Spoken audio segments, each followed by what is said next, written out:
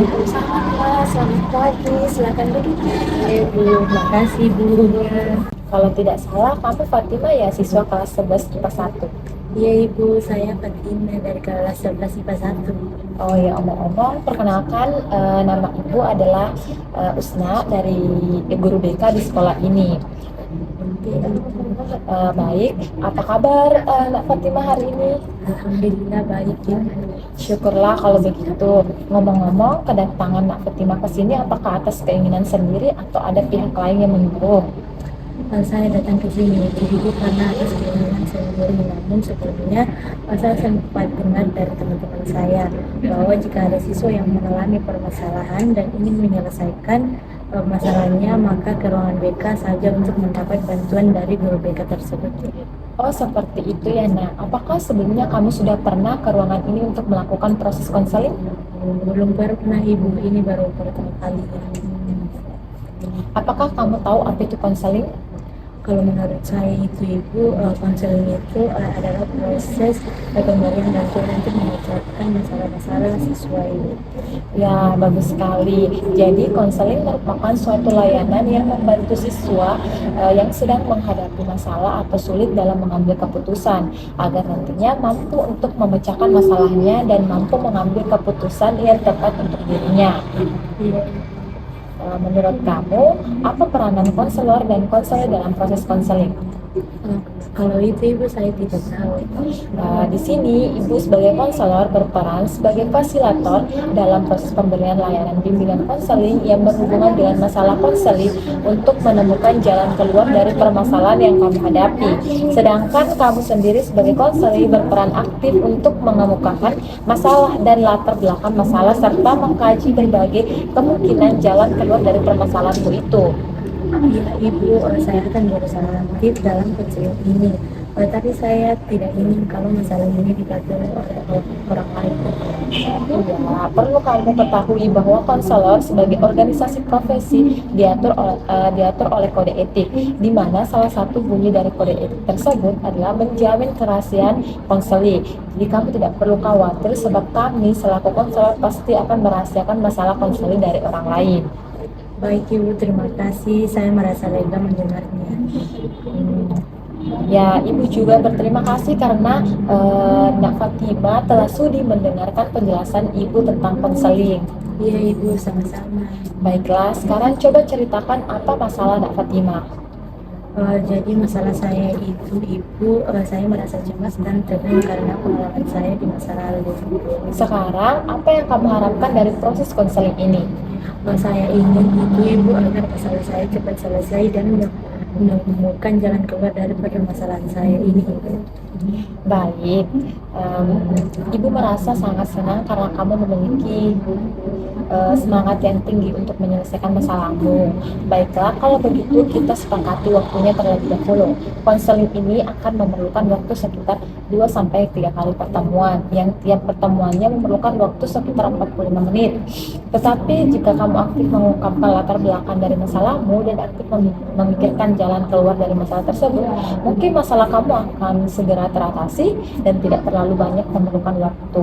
Tetapi kalau kamu pasif dan tertutup, mungkin akan memerlukan waktu yang lebih banyak lagi. Bagaimana pendapatmu tentang waktu yang telah ditetapkan? Apakah kamu setuju, Nak Fatimah? Iya Ibu, saya setuju. Saya berharap agar masalah ini cepat terselesaikan. Oke, baiklah, kita masuk ke tahap eksplorasi masalah ya, Nak. Di sini ya, setelah kita menyepakati waktu yang digunakan, coba kamu ceritakan kepada Ibu apa yang menyusahkan dan mengganggu pikiranmu selama ini. Jadi begini Ibu, beberapa minggu lagi saya akan ada tes semester, tetapi saya selalu merasa cemas dan tegang Ibu.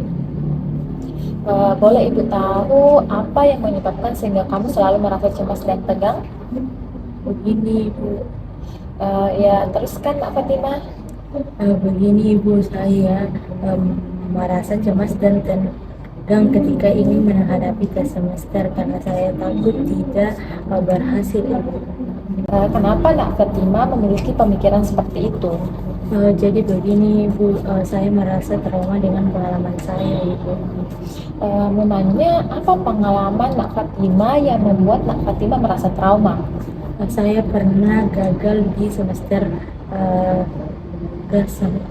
Oh, jadi kamu merasa trauma karena pengalaman kamu itu. Iya Ibu, saya berharap agar saya dapat berhasil di semester genap di semester genap kali ini Ibu. Apakah kamu sudah melakukan suatu usaha agar kamu dapat berhasil di tes semester kali ini? Iya Ibu, saya sudah belajar dengan semaksimal mungkin, tapi saya masih tetap pesimis Ibu. Tadi kamu mengatakan sudah belajar semaksimal mungkin, tetapi kamu masih tetap pesimis. Iya sih Ibu, tapi perasaan cemas dan tegang selalu ada dalam diri saya. Kamu mengatakan bahwa kamu selalu merasa cemas dan tegang ketika ingin menghadapi tes semester karena kamu merasa trauma dengan pengalaman kamu dan akhirnya kamu merasa pesimis. Iya Ibu, saya selalu merasa cemas dan tegang Ibu. Kamu mengatakan bahwa kamu merasa cemas dan tegang paling penting dan perasaan itu berpengaruh terhadap konsentrasi kamu dalam menghadapi tes semester agak penting dan juga berpengaruh terhadap perilaku kamu. Iya Ibu, saya sangat bingung sementara tesnya hampir dilaksanakan. Kamu mengatakan bahwa kamu pernah gagal sewaktu tes semester asal sehingga menyebabkan kamu trauma dengan keadaan tersebut dan akibatnya kamu selalu merasa cemas dan tegang ketika ingin menghadapi tes.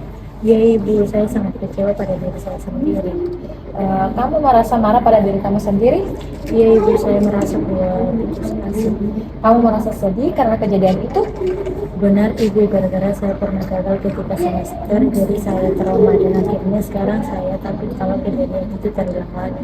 Terkadang kita memang merasa sedih jika kita pernah gagal di masa lalu, tetapi jangan sampai rasa sedih itu berlarut-larut menguasai kamu sehingga membuat kamu merasa selalu cemas. Tapi jadikanlah masa lalu itu sebagai pengalaman.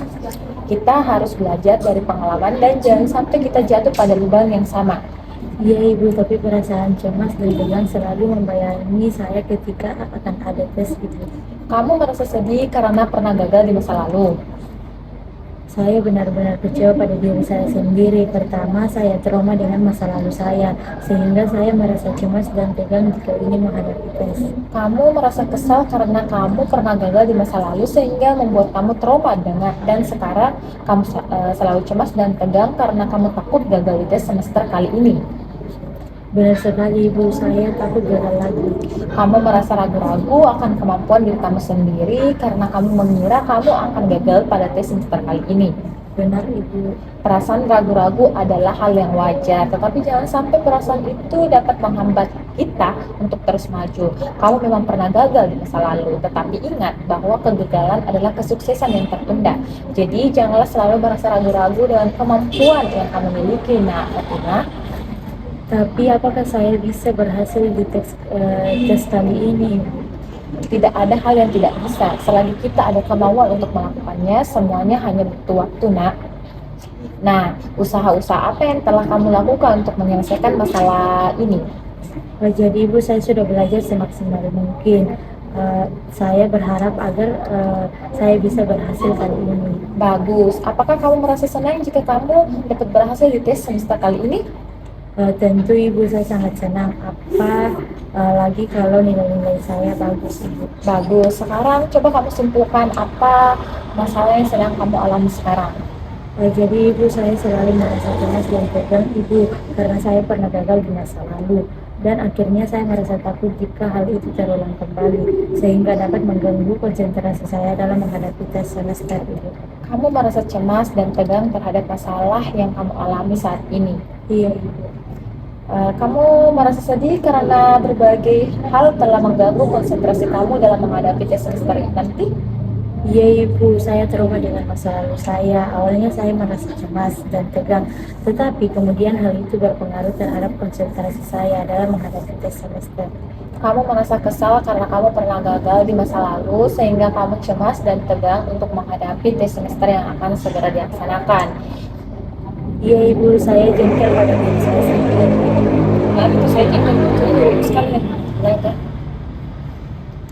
Iya ibu, saya jengkel pada diri saya sendiri. Kamu merasa frustasi karena kamu tidak tahu lagi apa yang harus kamu lakukan. Benar ibu. Kamu merasa stres karena inisiatif telah hilang. Iya ibu, saya merasa sangat frustasi. Kamu merasa jengkel karena kamu tidak bisa mengambil inisiatif. Iya ibu, saya tidak yakin pada diri saya sendiri untuk dapat berhasil di tes semester nanti karena saya selalu cemas dan tegang. Kamu merasa putus asa karena kamu tidak bisa mengambil inisiatif sebagaimana ditunjukkan oleh ketidakmampuanmu untuk menghilangkan perasaan cemas dan tegang yang ada pada diri kamu sendiri. Iya ibu, sebenarnya saya sangat berharap agar saya dapat berhasil di semester nanti, tetapi saya belum melakukan usaha yang semaksimal untuk dapat menghilangkan perasaan cemas dan tegang yang ada pada diri saya. Tadi kamu mengatakan bahwa kamu berharap agar dapat berhasil di tes semester nantinya, tetapi kamu belum melakukan suatu usaha menghilangkan kecemasan yang ada pada diri kamu. Iya juga sih ibu, tapi saya tidak tahu apa yang harus saya lakukan. Kamu merasa menyesal karena kamu tidak dapat berinisiatif dan kamu ingin berinisiatif. Benar ibu, saya benar-benar ingin melakukan sesuatu agar dapat menghilangkan perasaan cemas dan tegang yang ada pada diri saya. Kamu merasa menyesal karena tidak dapat berinisiatif dan kamu benar-benar ingin belajar berinisiatif. Iya ibu, jika saya tahu cara membuat inisiatif, maka tentu saya harus bisa membuat rencana kegiatan dalam melaksanakan rencana itu ibu. Kamu merasa menyesal karena kamu tidak bisa berinisiatif dan kamu benar-benar ingin belajar membuat inisiatif sebagaimana ditunjukkan oleh kemampuan kamu membuat rencana dan melaksanakannya. Tetapi apakah saya bisa berhasil dengan nilai yang bagus ibu? Tentu saja. Kamu berkata bahwa kamu tidak yakin untuk berhasil di tes semester nanti dengan nilai yang bagus, walaupun kamu telah mengetahui kekuatan kamu untuk mencapainya. Maksud saya adalah saya belum tahu bagaimana caranya agar saya bisa menghilangkan kecemasan yang ada pada diri saya agar saya bisa berhasil pada tes semester nanti. Kamu merasa kecewa karena keterlambatan kamu mengambil inisiatif. Iya ibu, saya marah pada diri saya sendiri mengapa saya tidak mampu dalam mengambil inisiatif. Kamu merasa kecewa dalam diri kamu sendiri karena kekurangan kamu berinisiatif. Iya ibu, tetapi mestinya saya tidak tinggal diam atas masalah saya ini. Saya harus cepat bertindak, tetapi bagaimana caranya? Kamu merasa tak sabar lagi karena kamu ingin belajar membuat inisiatif. Iya ibu, betul. Baik, kita masuk ke tahap mengembangkan inisiatif. Baiklah, kalau begitu terlebih dahulu kamu hendaknya dapat menetapkan dengan jelas tujuan yang ingin kamu capai. Dalam merumuskan tujuan ini, kamu harus mempertimbangkan siapa saja yang terlibat di dalam permasalahan kamu ini. Yang terlibat hanya diri saya sendiri. Benar sekali. Lalu, apa yang kamu lakukan dalam mengatasi masalah kamu ini? Saya harus dapat menghilangkan perasaan cemas dan tegang yang ada pada diri saya ibu. Ya, tetapi yang lebih penting adalah bagaimana caramu untuk menghilangkan perasaan cemas dan tegang yang ada pada diri kamu. Itulah masalahnya ibu, sulit sekali rasanya memikirkannya. Baiklah, kalau begitu kamu juga harus menetapkan dalam kondisi yang bagaimana kamu menyelesaikan masalah kamu ini.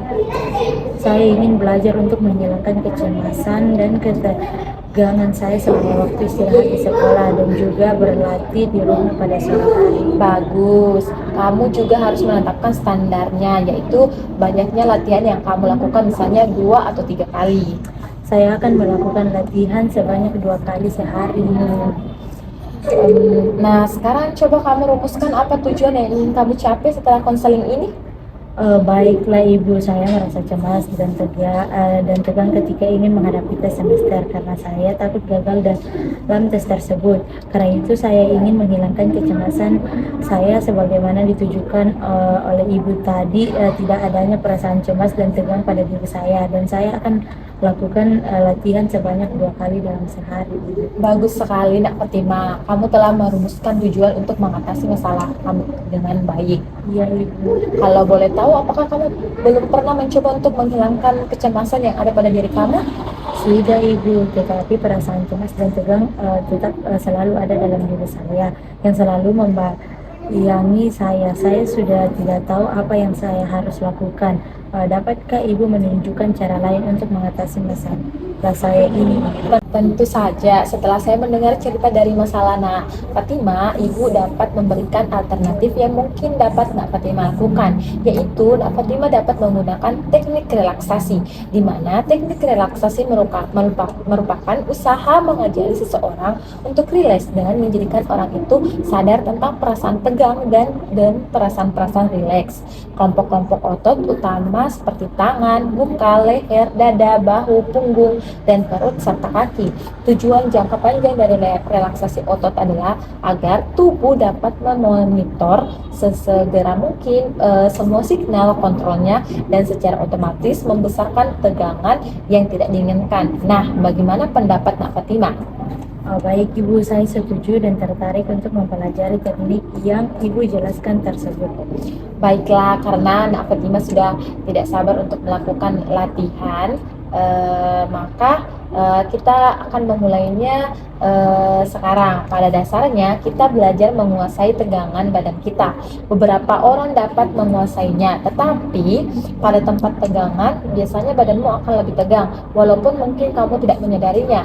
Jika kamu dapat belajar mengenai tegangan otot dan merilekskan ototmu, maka keadaan rileks ini dapat menolong mengurangi kecemasan dan rasa tegang yang ada pada diri kamu. Apa yang akan kita lakukan adalah membantu kamu mengenali jika badanmu rileks dan jika badanmu tegang, dengan sengaja menegangkan dan merilekskan kelompok otot yang berbeda dalam badanmu.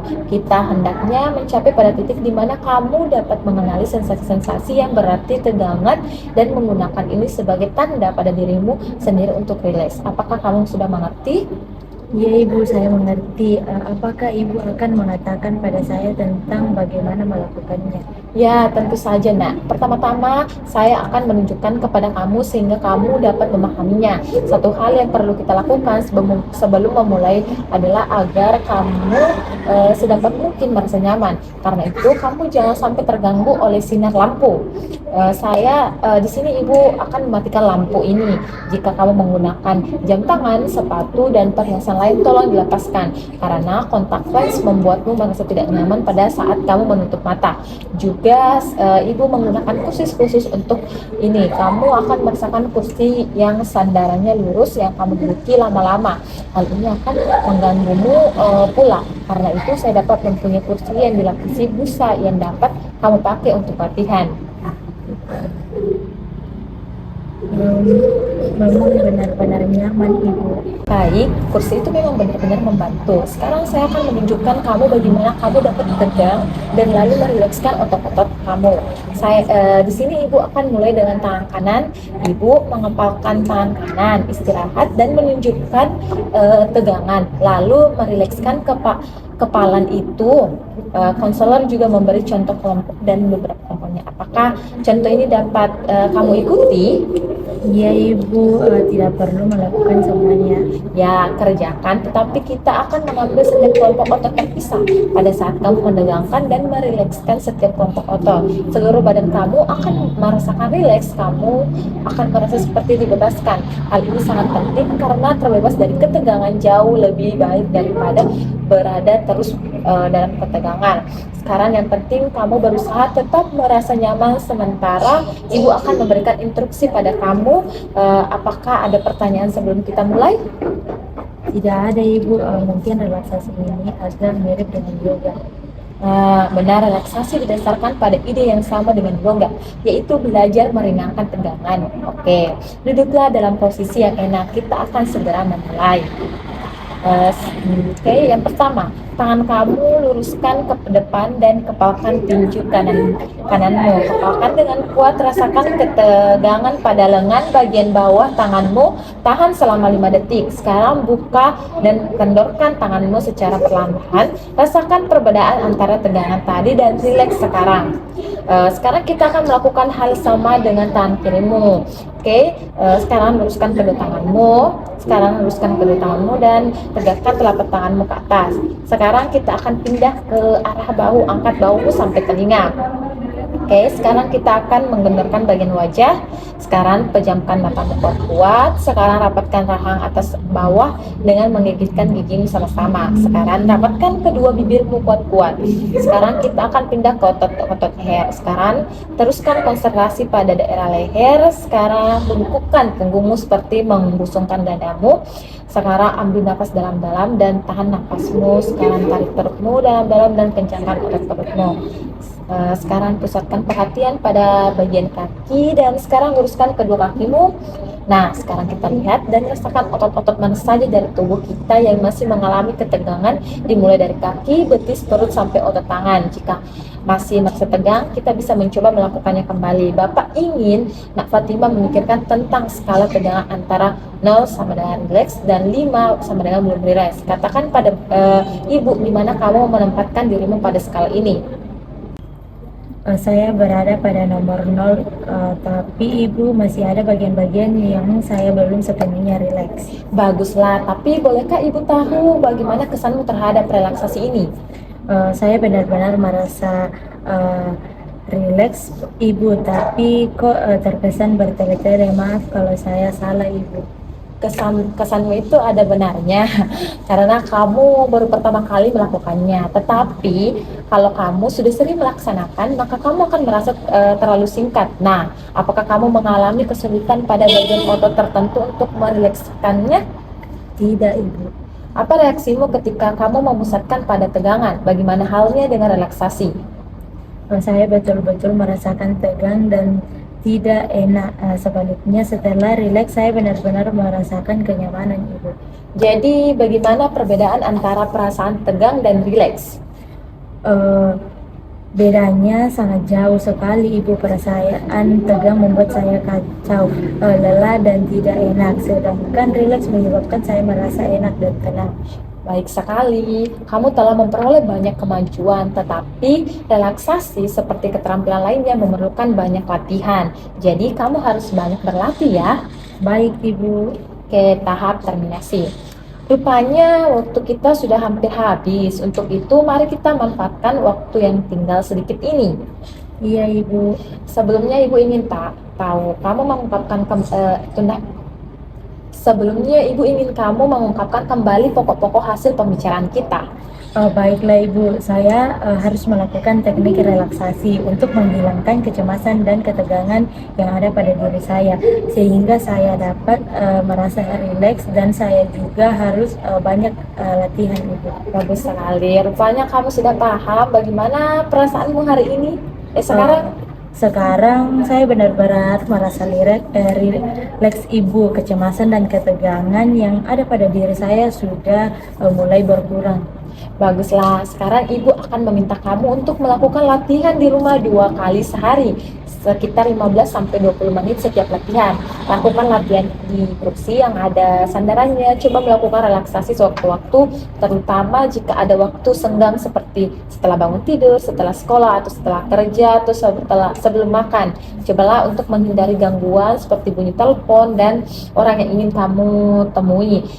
Isilah buku catatan ini setiap kamu selesai latihan, di mana kapan, berapa lama, kesulitan apa yang kamu dapatkan selama latihan, dan keberhasilan-keberhasilan yang kamu capai. Apakah kamu ada pertanyaan? Baik ibu, saya sudah paham ibu, dan akan saya laksanakan. Agar kamu tidak lupa akan pokok-pokok hasil pembicaraan kita tadi, maka catatan yang Bapak buat Agar kamu tidak lupa akan pokok-pokok hasil pembicaraan kita tadi, maka catatan yang Ibu buat ini bisa kamu bawa pulang. Baik, Ibu kasih catatannya ya. Iya ibu. Ini catatannya. Terima kasih ibu. Baiklah, kalau kamu tidak keberatan, kita akan bertemu lagi di sini pada hari dan jam yang sama untuk membicarakan pengalaman kamu selama berlatih di rumah. Iya ibu, saya setuju. Dengan cara itu saya akan tahu di mana letak kekurangan saya, dan saya dapat bisa berlatih. Oke, hari ini cukup sampai di sini ya Nak Fatimah. Sampai bertemu lagi minggu depan. Selamat siang Nak Fatimah. Iya ibu, selamat siang. Terima kasih ibu. Sama-sama Nak. Assalamualaikum. Iya ibu, mari. Ya.